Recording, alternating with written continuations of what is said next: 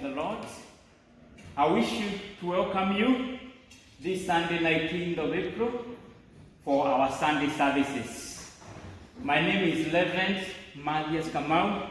I'm a senior pastor of Deliverance Church, Olepolos, and this Sunday I'm preaching in an empty hall because you know we are living at this time of quarantine because of Corona, COVID-19 that has affected our country, and because of that people are not allowed to go to the church. But I'm trusting God that from wherever you are in your homes, you will be able to get this message through YouTube, Facebook, and even through WhatsApp. We know the Lord will be able to minister to you this morning. Let's pray. Father, in Jesus' name, I thank you. I pray, Jehovah God, that as I minister your word, pray that you fill me with the anointing power of the Holy Ghost, that I may speak to your word as who may wish to speak to your people, King of glory. Minister your word, encourage and comfort your people this morning. In Jesus' name we pray. Amen and amen.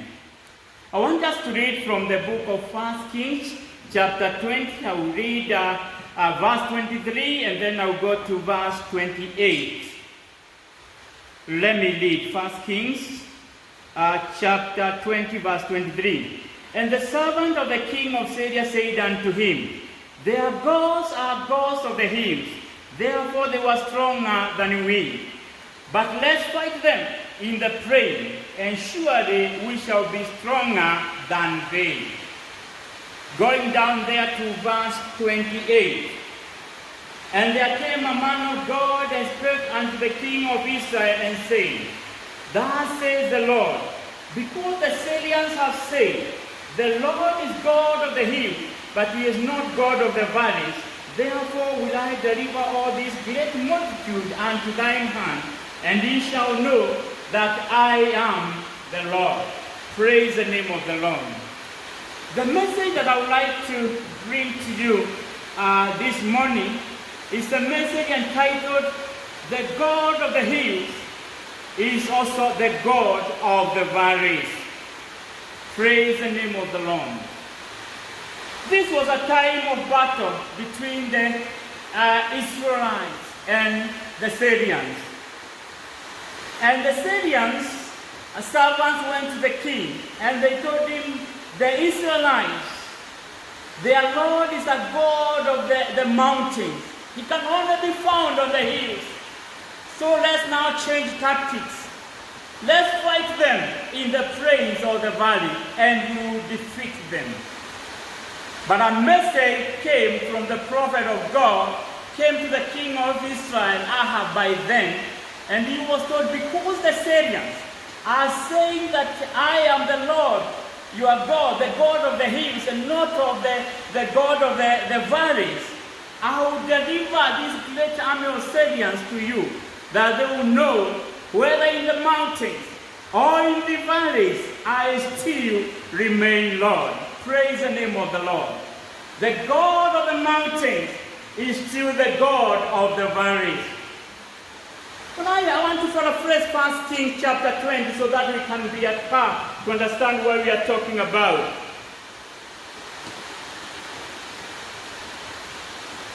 King Ben-Hadad was the king of Syria.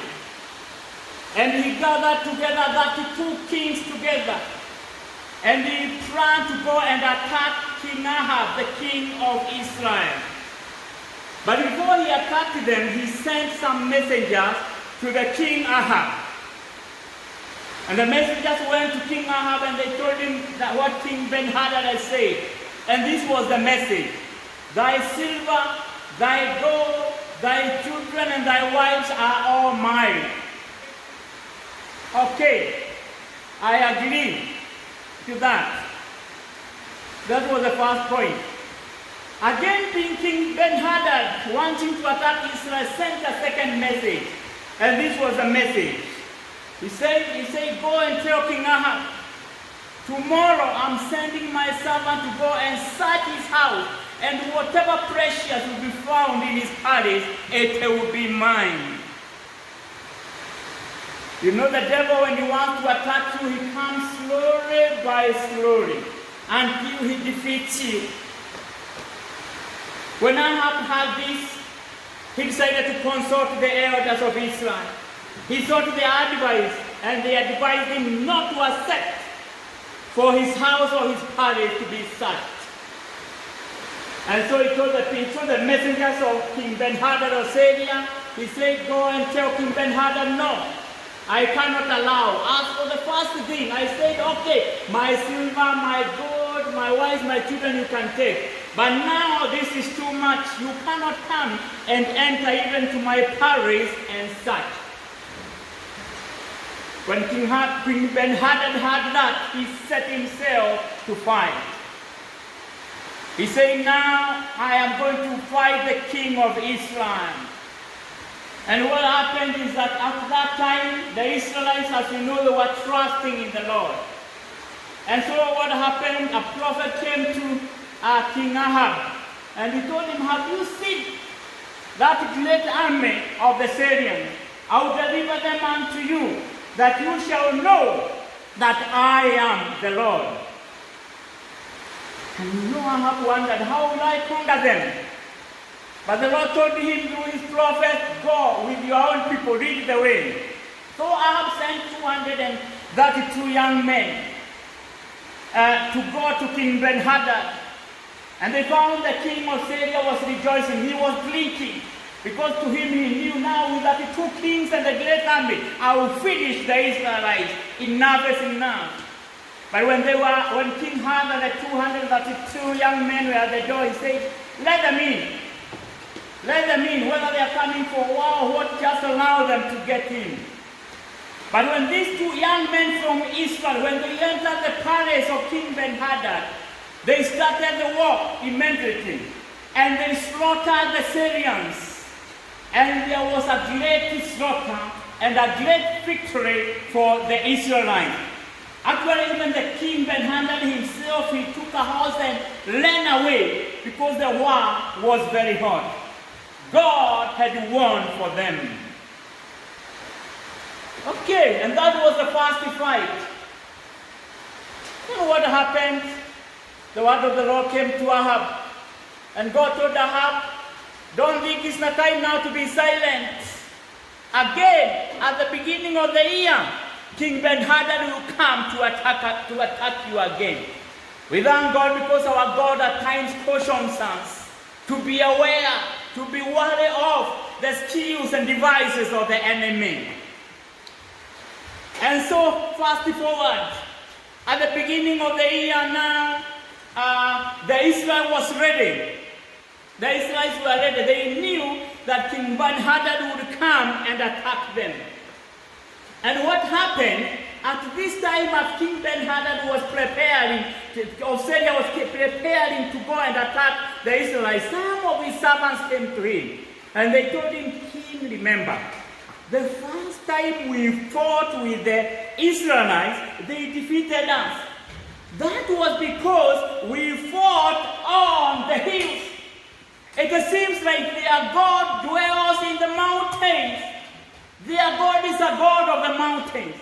And because of that, in the mountains they are powerful. They will defeat us. And surely enough, it seems like during those times, it seemed like the God of Israel was a God of mountains. Because when you look at Psalm 121, the Psalm of the Ascent, they were crying and saying, lift up my eyes. I will lift up my eyes to the hills, from whence my help cometh from. Seems like they would look at the hills and declare and say, God of the mountain of God who dwells up there, come and deliver us. Psalm 125 says, those who trust in the Lord are like Mount Zion, which cannot be moved, but abideth forever.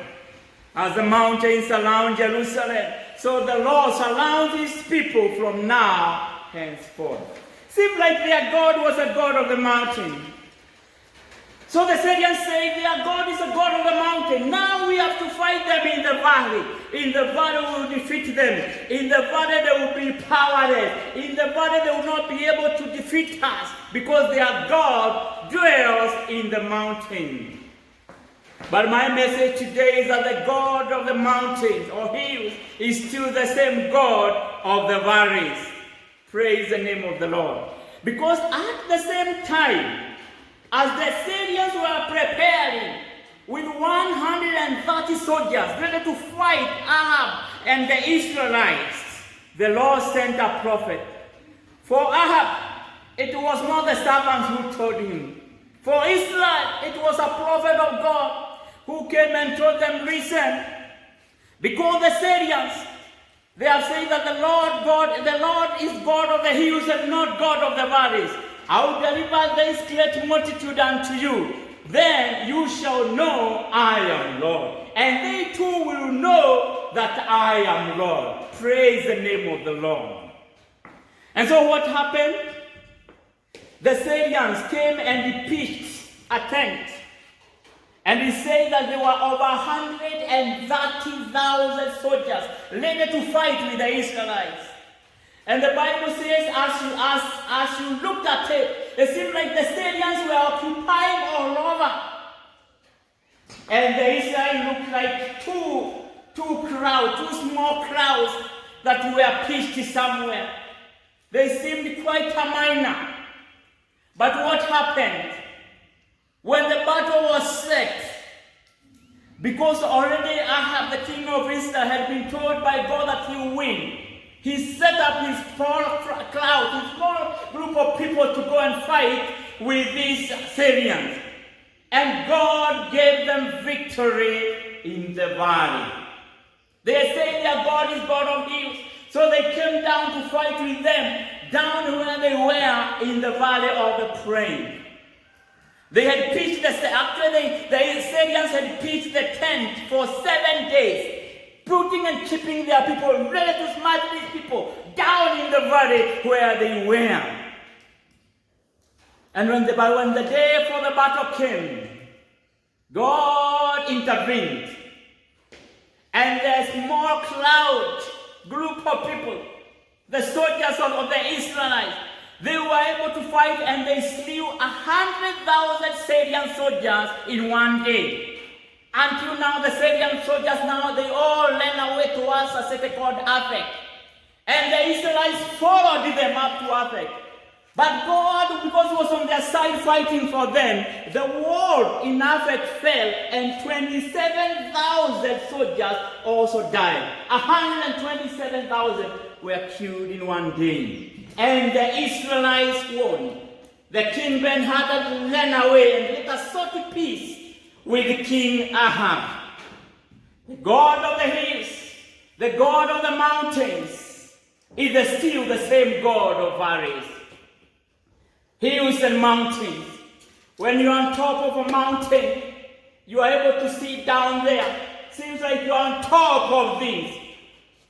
I'm remembering as a young man, and I was young, I loved the mountain. I loved the top of the mountain experience. And I remember times I would leave the city of Nairobi, it was about 30 years ago or so, where I was schooling, and I would come to Ngong. And when I reached Ngong, I would climb to the top of Ngong Hills, and I would spend a day praying and seeking the face of God. And it was beautiful. Because from the top of Ngong Hills, I would have a view of the other side of the valley, the Masai land. And I would also have a view of our city, our great city of Nairobi, and all those areas. I felt at the top. And I can promise you, my brother, my sister, my friend who is listening, the prayers that I prayed those years on top of the mountain, I can tick all of them. Those were the days when I would write a paper and write all the prayers. And I was looking at it the other day. All of them, God who is faithful has answered me. The experience of the mountain is good. I still remember even the times I would go and sleep on top of the mountains. It was nice. Praise the name of the Lord. The God of the mountain is still the same God of the valleys. Come to our situation today in Kenya. When we talk of being on the mountain, it seems it's like we are talking about a situation where everything seems to be under control. all seems well. You can wake up in the morning, go to work, come comfortably in the evening. Come the end of the month, you are receiving your salary. Come on Sunday, you go to church, worship and praise, and feel at peace. Praise the name of the Lord. You go to the walk to the shops at any time, shop whatever you want, and go back home. You will drive and visit your relatives, your parents in the village, without being questioned by anybody. The mountain experience all seems well. And that is what it was before the disease of COVID-19 came. All seemed well. Many things we took for granted. It looked normal that if you wanted to go to the village, you just drive and go and see your parents. It seemed normal that you would walk, visit friends, and walk together. Today, you cannot be able to walk together. You cannot be able to stay more than 10 people together unless you have this mask and you have covered yourself, unless you have to cover yourself, which is at times is quite uncomfortable. You feel like you are unable to speak. This is the way you are supposed now to walk. We are down in the valley. Things are not normal. Unless you were like this, you cannot have 2-3 people. You cannot go and hug your brother or your parents. No, you can't, because you will infect them with the disease. It seemed normal. You greet one another, brother, hug and hug. Nowadays, you cannot be able to do that. If you have to walk, you have to be 1 meter apart. You cannot go for any holiday. It could be a time to say, I want to go to Mombasa. Just go to Mombasa. And there you are and you come back. You want to go to the hotel, you want to go swimming or do everything, any of the things you want. And as a church, seems okay. We would have Kesha every Friday and you would rejoice Kesharing. You would pray and all looked well. But a month ago, when this issue of corona reached our nation, churches were forbidden. It's no longer possible to congregate in the church. It's not possible for you to just go and visit your other relatives. Even the fellowship, you cannot have fellowships. You cannot have prayer meetings. How pathetic it is. Now all that used to be normal, it is gone. Coming to the church and worshiping and praising, that one now is gone. Even fellowshipping is gone. Churches are all gone. Even most of you, I know you have lost your work. There are even some countries that I know already they are on lockdown. At least for now, Kenya is not on complete lockdown. We can be able to go to the supermarket and buy some things. Although it's still limited, you cannot go out. But as I talk now, those in the county of Nairobi, the Nairobi Metropolitan, we cannot leave the Metropolitan and go to other areas in the village. And neither can anybody in the village enter the Nairobi Metropolitan. And so it's also a second great city of Mombasa. And also its outskirts, the county of Kilifi and the county of Kwale. They cannot go out of those counties. They have to stick inside. They are limited. We are down in the valley. Praise the name of the Lord. It seems hopeless. The doctors have tried. They are trying, but they have no control over situations. Great countries like America, over 2,000 are passing on each and every day. Yet they have all the manpower. Seems like we are down in the valley. But I have good news today. The God of the hills is still the God of the valley. Our God changes not. Hold on unto him, and victory is assured. The enemy, the devil, because I believe he is behind over all these diseases, to ensure that we are not congregating in the churches, could be as laughing and saying, "Quick, I have finished them." Now their mountainous periods of worship and praising not there. Now they are down in the valley. They cannot be able to fellowship. They cannot be able to encourage one another. But I want to tell you today, the God of the hills is still the God of the valleys. So if we are in that situation where the Israelites were worried, you can imagine 130,000 soldiers ready to fight with people who were less than 10,000. Just to, it says there were two small crowds. But God gave them victory in order to show that the God of the hills is still the God of the valley. What am I saying? I want to tell you from wherever you are listening to me. God is still on the throne. Even those in America, USA, where I know they are staying at home and worried, don't know what to do. Seems like the end has come. God is still on the throne. He still cares for you. He still loves you. Those in Britain, UK, God still cares for you. He is still in control. Those in Germany, God is still caring for you. Those in South Africa, God still cares for you. Those in Canada and other countries, in Spain, God is still in control. The Lord of the hills is still the same God of the valley. Jesus is the same today, yesterday, today, and forevermore. He changes not, and He knows the situation. Do not be afraid. The book of Matthew chapter 6, 26 and 27, the words of Jesus Christ. And He was telling His disciples, do not be afraid, just believe in Him. Matthew chapter 6, 26 and 27, it says, look at the birds of the air. They do not sow or reap, neither do they gather food together. But our Heavenly Father feeds them. Aren't you of more value than they? Praise the name of the Lord. The Lord of the hills is still the same God of the valleys. Our God is not defeated. He is still on the throne. But one thing I would like to tell you, my friend, my brother, my sister, and even those members of Deliverance Church or the Apollos whom I love very much and you are not able to meet. No, God knows you where you are. He still cares. All you need is to go down to your knees and call upon Him.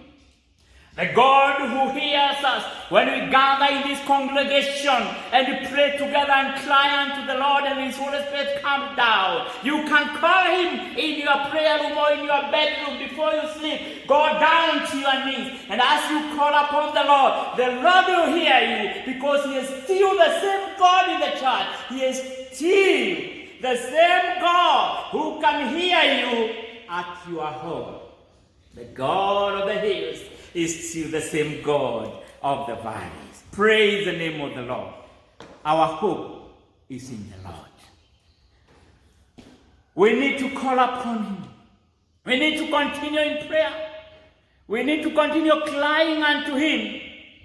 And I know He will give us victory. He gave the Israelites, the two little flocks, a victory against the 130,000, so that He shows Himself faithful. The only secret that we need to know is that our answer, our solution is only found in our knees. We need to cry unto the Lord. I'm remembering as I finish, David in the book of Psalm chapter 42. I don't know, but could be this might be, your legends can tell us, could be the time you were being chased by Saul. And he was in a desperate situation. And he cries and says, as the deer pants for the water brook, so panteth my soul for you. My soul thirsts for God, for the living God. When shall I come? When shall I come and appear before you? Says, my tears have been my food day and night. Why they continually say unto me, where is your God? David was in a very situation. And people were mocking him and asking him, where is your God? I know in our country it has been the same. Some people have been saying, where are the pastors? Where are the miracle working workers? Where are they now? They are nowhere. They have hibernated. And they are mocking. They are even saying, where are the church people? They are mocking. It seems like David was in a similar situation. He says, my tears have become my food day and night. Each and every day he was crying. But there is something that encourages as he talks about God, he says, I remember how God delivers me. I remember the faithfulness of God as I entered the house of the Lord. And verse 7 he says, deep calleth unto deep, at the noise of your waterfalls, at your waves and billows have gone over me. The Lord will command his loving kindness in the day, and at the night his song shall be within me. The Lord of the mountain is still the Lord of the valleys. David remembered and he said, he will command his loving kindness to me during the day, and at night there will be a song of the night. My brother, my sister, my friend, from wherever you are listening, God cares for you. And when you know the secrets of prayer and calling upon the Lord, during the day you will walk confidently, because he will command his loving kindness unto you. And at the night when you lie down to sleep, you will have a song of the night. You will have a song of joy. You will have a song of rejoicing, for you know the Lord is with me. You need to go before the Lord and pray. David says, deep calleth unto deep. What does that mean? That when you are being pressed down into the valley, it is time now to seek the Lord. Kenyans, members of the Living Church or the Apollo, it's time to seek the Lord. It's time to call upon the Lord. Deep calleth unto deep. It's time to go deep into the Lord and call upon that Lord of the mountain, that he may come and find you down in the valley. It's a time to call upon the name of the Lord. And even those who are in another country listening to me, it's time to call upon the name of the Lord. The Lord who was there, who has been faithful, who has met you at the point of your needs. The Lord who was with you previously when everything seemed all well in your country. He has not slept. Praise the name of the Lord. He is still the same God, and you can find him in the valley if only you realize deep calleth unto deep. It's a time to bow before the Lord. It's a time to call upon the Lord and tell him to come and give you his loving kindness during the day. And even the night, you can afford to rejoice with the song of the night. Praise the name of the Lord. Praise the name of the Lord. The God of the hills is still the God of the valleys. At this time when you are facing challenges, could be you have lost your job. Could be all you have is finished. Sometimes you don't know what you will eat. And you are wondering, what do I do? God is still in control. All you need is to call upon him. And when you call him, he will hear. He is a God who hears prayers. I've shared this message. And could be you are wondering, which God is he talking about? I'm talking of our Savior Jesus Christ. I'm talking of our God whom you can accept him to come into your life. If you don't have Jesus in your life, man, I don't know whom you have. Because the Bible says, Christ in us, the hope of glory. You need to accept Jesus Christ as your Savior. And when he comes into your life, situation will change. Because he will help you to pray. Praise the name of the Lord. And so I want to invite you to come and accept Jesus as your Savior. From wherever you are, if you like to accept Jesus, that God of the hills and God of the mountain, that God who answers prayer, say this prayer together with me. Father, I come before you. I am a sinner. Today I have heard your words, and I repent my sins. Forgive me. Write my name in the book of life and save me. Give me hope once again. I want to come to you, Jesus. Save me. Amen. If you have prayed that prayer, just believe it. It's as simple as that God has come to your life. The next step you need to do is to read your Bible. After that, pray the best you know. And God will hear you. God will be with you in the valley. For the God of the mountains is still the same God of the valley. God bless you. God be with you even the whole of this week. Amen. I thank you for your word. Thank you for reminding us that you, God of the hills, you are still God in the valleys. Lord, has spoken your word as you gave it to me. I pray that you follow your word. The Bible says you follow your word to perform it. Follow your word to the lives of these brethren, to the life of this person, and especially those who have accepted you to come into their lives. Pray that you transform them. I pray that you make yourself faithful, for you are a faithful God. And you deliver them, Jehovah God, from these valleys. Pray, Jehovah God, for our nation of Kenya. And even the other nations, oh God. Have mercy upon us as a world. Have mercy upon us as a nation. And bring a solution and a healing from these deadly violence that have shaken the world. Bring a healing, Jehovah God. Bring deliverance, oh God, that we may know you are God of all times. Amen and amen. God bless you.